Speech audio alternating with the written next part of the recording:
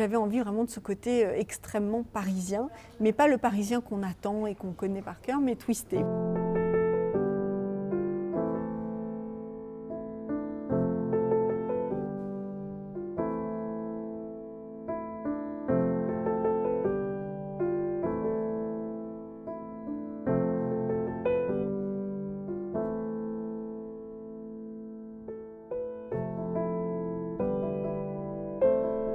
J'ai voulu un peu plus replonger dans tous les lieux où a été la Pérouse, le navigateur.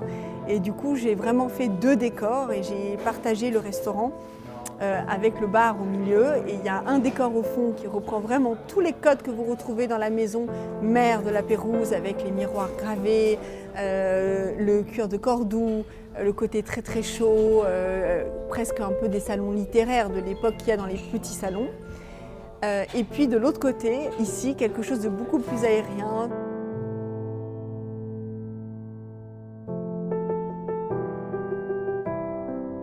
J'ai voulu faire vraiment revivre le Paris du début de siècle. Donc il y a beaucoup de choses un peu peut-être Madeleine Castin, de ces grands décorateurs du début de siècle.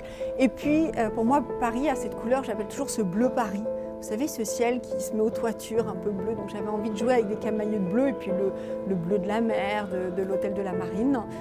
Donc j'avais envie vraiment de ce côté extrêmement parisien, mais pas le parisien qu'on attend et qu'on connaît par cœur, mais twisté plutôt, avec justement Paris finalement, c'est une plateforme de voyage, de gens différents qui se rencontrent, de différents milieux, de différentes cultures. Et c'est ça dont j'avais envie ici.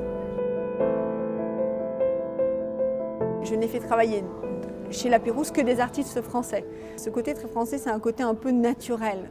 Il y a du rotin, il y a de la paille, mélangé tout d'un coup à de l'argenterie. Je voulais un peu que ça soit un peu comme à la maison.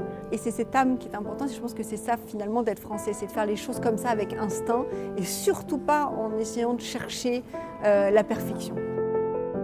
C'était vraiment très important pour moi de faire rayonner la France parce que comme c'est quelque chose qui va partir à l'international, qui justement on va emmener ce voyage vers d'autres destinations, j'avais justement envie que ça soit extrêmement parisien. Et qui dit parisien dit très raffiné.